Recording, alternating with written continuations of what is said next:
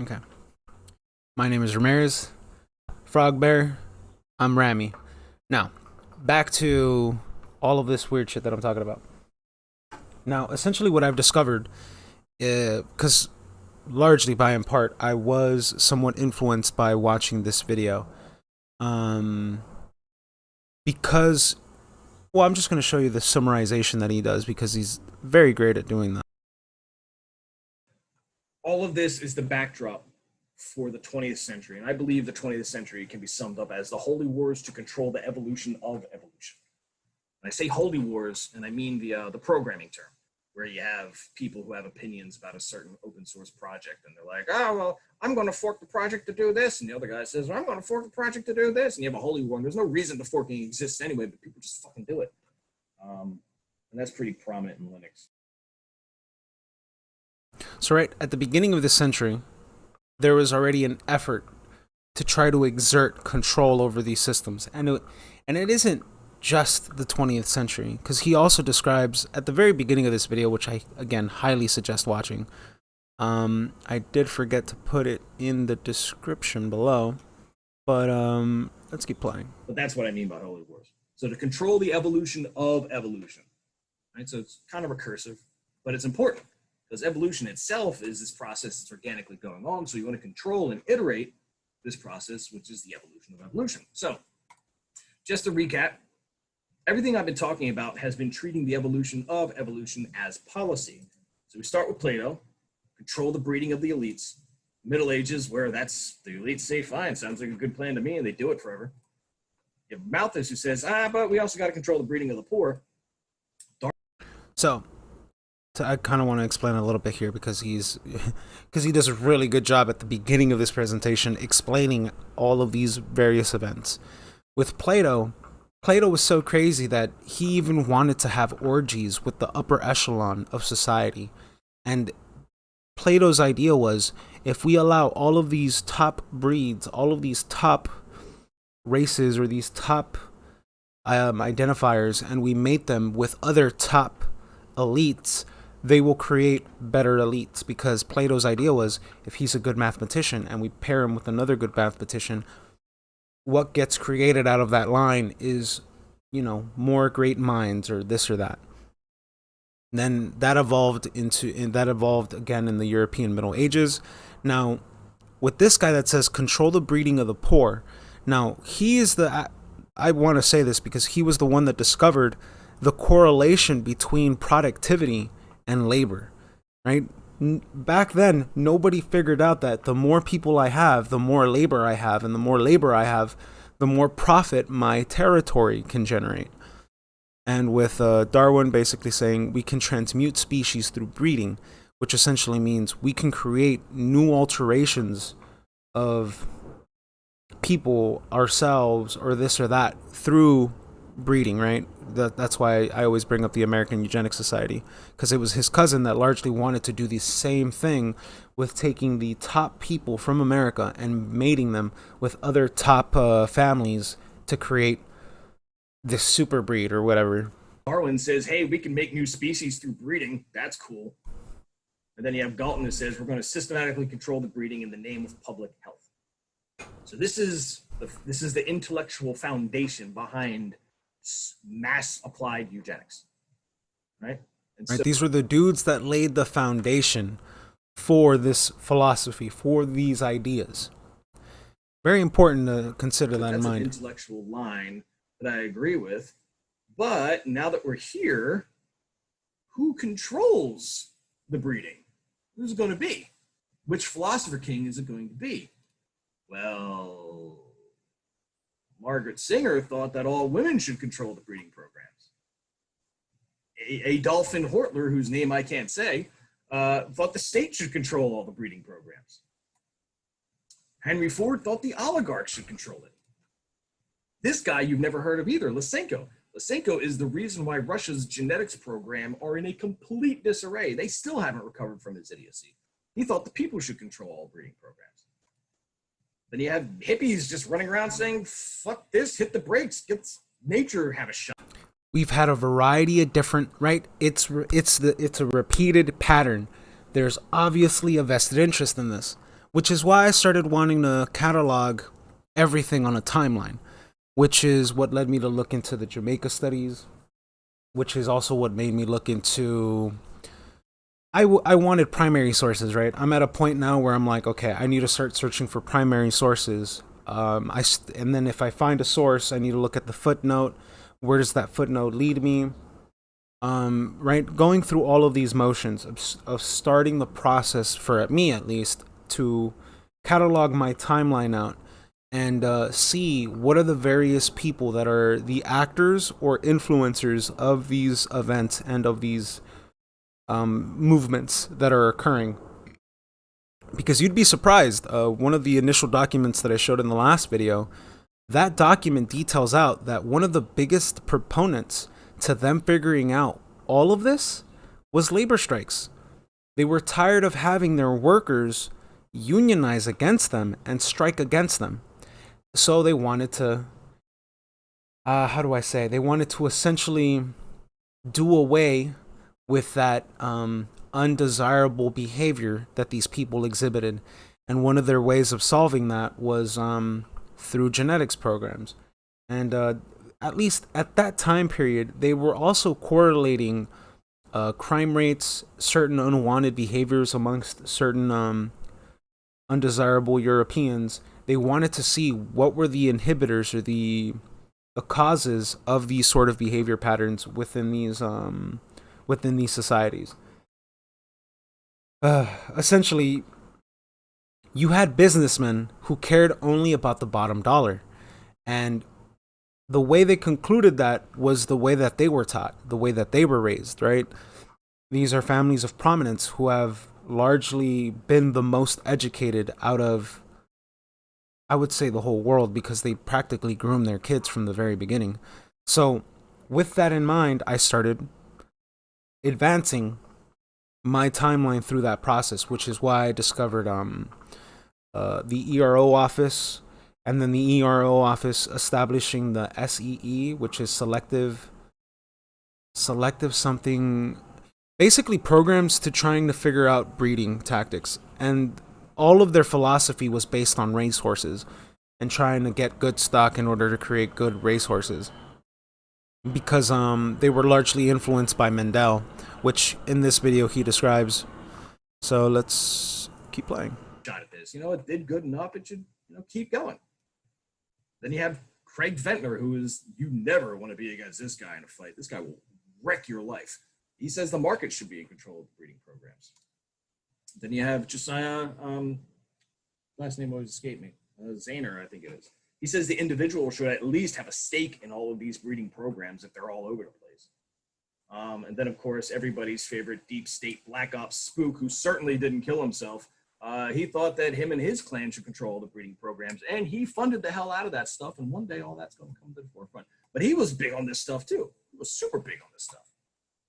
So this is how the Holy Wars basically evolved to control the evolution of evolution. And because they largely wanted to shape the populace in such a way that was a net positive, not to society, right? Their idea wasn't a net positive to society. It was a net positive to their ventures, to their philanthropy. Essentially, if you did not want to conform to the reality that you were presented with, while they were like, well, F you, we're going to genetically breed you to conform into our society, which was their approach to the situation. But and it gets even better because so evolution of evolution is not just policy, it's also technology. What I mean by that is we got the random the guys who can predict randomness. Sciences. Then you can predict the breeding outcomes in plants. This is Mendel. He was the one who had flowers. Well, he had a giant ass garden, and he did constant breeding between these plants, where he figured out like recessive, non-recessive genes, etc., etc. That whole science basically started with him. Then this crazy guy, we can predict breeding outcomes in humans. Then Watson and Crick, where they figured out DNA. Right, so here's where we go from policy to technology. We're increasing the resolution of our prediction power. And we get to the father of the Human Genome Project, where they mapped human DNA. Now we're finally here, the inventor of CRISPR, where we can modify the DNA of living beings on the fly. Which is where we get into Dr. Malone, the person who was saying that he was a large proponent with the development of these new yib yabs, and how he largely, right, he was basically the one that discovered not the whole part of the technology, but his advancements led to the further advancements which, as of right now, allow for the modification. If it wasn't for Malone and if it wasn't for these new scientists, none of this would be able to happen. So when you look at what's occurring on these last 2-3 years, this was already planned.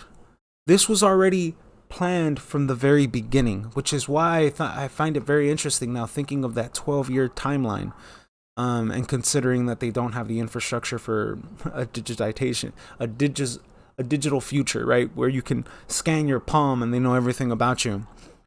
None of that infrastructure is built out yet. All of that was planned, but they were planning on doing it incredibly slowly. At least that's the way I view it.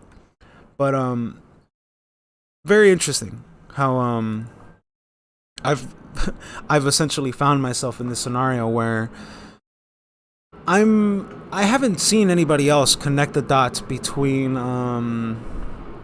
the early what do you want to call it, the early funding of eugenic projects that started from the 1900s to the 1930s, how those failed completely miserably, and then right afterwards we have the creation of the Macy's Foundation.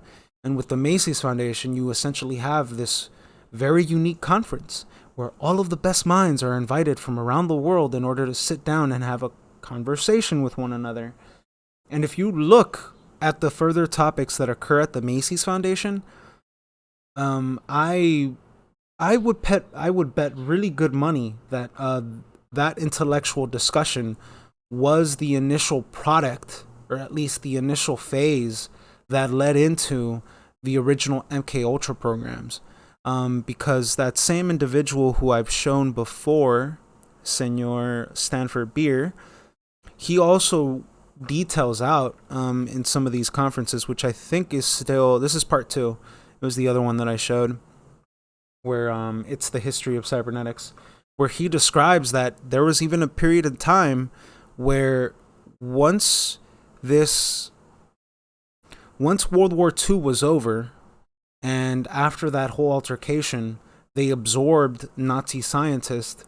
Well, those Nazi scientists were invited to these conferences. They were immediately absorbed and immediately started to be used in some of these discussions. He even makes a funny joke about how one of these Nazi scientists were given an assignment in an attempt to get him to learn English. So, very interesting to see how all of this plays out. And a lot of it, the way I see it, plans out in human cognitive abilities and figuring out like how to alter and or affect that state. There's actually a really good picture that I want to pull up because it's very interesting to see how, what do I say, the overall idea of what we know about cybernetics. Where is it? Did I not save it? Pretty sure I saved it. Yeah, here it is. Just want to show this really quickly. Or I'm probably just going to leave it up on the camera. This is cybernetics. Just look at the variety of field that it's affecting, from metaphysics to behavioral to cognitive to visual, logic, system, industrial, instructional, user experience, architecture, environmental, engineering, machine learning, data analysis, robotics, operations research, systems control, theory, social impact, information, ethics, artificial intelligence, epistemology, sorry, I don't know that, futurology, design thinking, decision making, And this is all coming from one aspect of a science that you can't even learn, or at least I haven't seen any modern American institution have any meaningful discussion on this besides that one website that I found on the University of Illinois. But that's only because Ashby was a professor there. And funny how Stanford Beard, that a big jolly looking fellow, also has a very interesting story about Ashby. But all of this really relates to the fact that there was a large attempt into figuring out human behavioral, or at least to figuring out the science behind humans.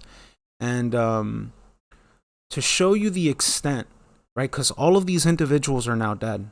None of the original, I think he was the last one to pass away that was actively a member in some of these cybernetic talks. Beyond that, none of the original minds or nobody who participated in these events is no longer alive. So all of this research material, everything that was learned during these pivotal moments of history, I don't know who has all this information. I don't know in whose hands this lies in. And I kind of want to leave it with this really interesting antidote where he is describing the systems of general practitioner is a doctor. And when he says tablets, he's talking about pills. So keep that in mind. On it. Now that's going to be complicated. Then where the hell has the GP got any information about these tablets from? There is a whole pharmaceutical industry up here somewhere. I mean, try and imagine this system I'm drawing. We started with this simple line. Right up here now, the whole pharmaceutical industry is at it, feeding the GP at enormous expense. I hope you've taken that in. What they spend in trying to seduce general practitioners is just unbelievable, in order that you will hear about these particular tablets. But if the GP doesn't work, you're going to get it through advertising. So this loop comes out here from the pharmaceutical industry through advertising to television, telling you that you've got a particular kind of headache, which means that you have to have a particular kind of tablet. And this whole thing about analgesics is totally fascinating me. You know, I take this for this kind of headache, and describing essentially the modern day conundrum that we're in. And his description of looking at these models is it's not a reductionist view, right? He considers it very reductionist to assume that that the doctor just has the immediate answer without trying to actively take a step back and even look at the systems that the doctor has to interact with. Because there is that zoom out effect. But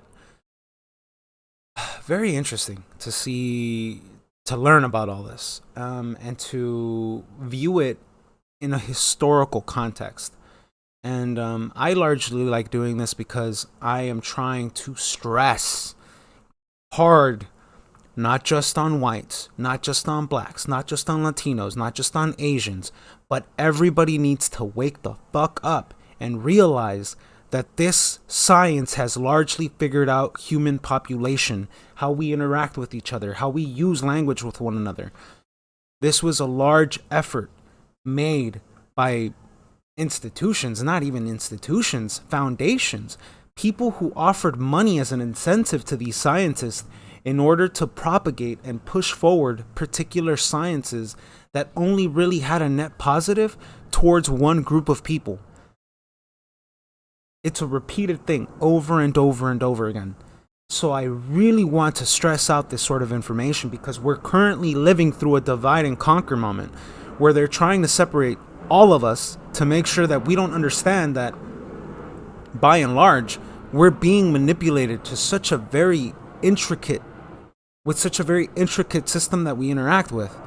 And I think this is probably going to be the only way to using this science and using this methodology of method would probably be the only way to wake up people in a meaningful way. Because, oh, but I'm special and I think different. No, we are all susceptible to this programming. And they've known this from the very beginning, because they already knew from 1930 which was that J-Star article that I wrote. It even describes here very accurately how birth control largely affected the American population. They knew from the very beginning what it was going to do. And he even has a very great anecdote here where no, not this guy. He even has a great anecdote showing that the Americans had developed such a different culture that Winston Churchill asked the Americans to send over a scientist to figure out what the Americans were up to in Britain. And what was discovered was that the Americans were walking up to these women and were saying, "Would you want to go to bed with me?" The British girls were thinking, "Oh, that means you want to marry me."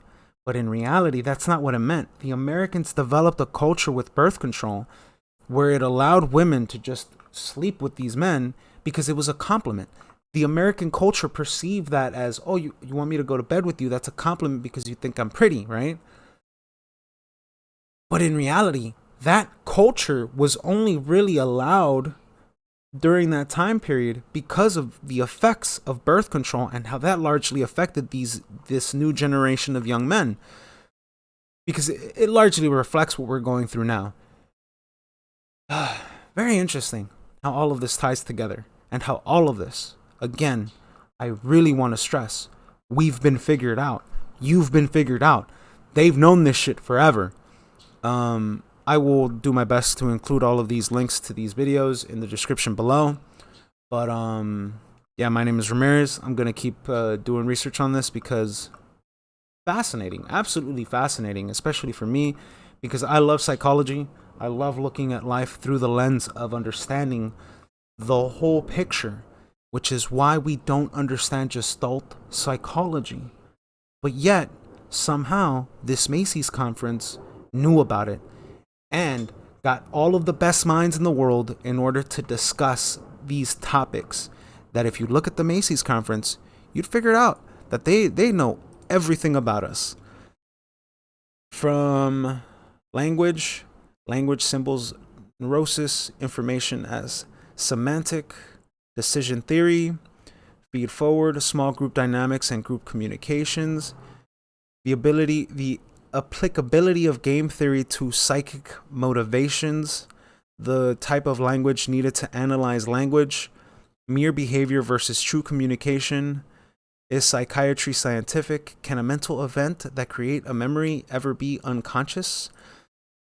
They were exploring very well the human anatomy. And I think it's time for us to wake up to the fact that all of these tactics were largely known about. None of this is new. That's why I look at what we're going through right now, and it's complete war. This has been complete war from the very beginning. Ever since these conferences were published, or when they were conceived of, all of this was orchestrated for, at least I believe, in the destruction of this country. But either way, my name's Ramirez, and man, does this research get heavy for me. But dude, I love this. Either way, my name's Ramirez. See you later.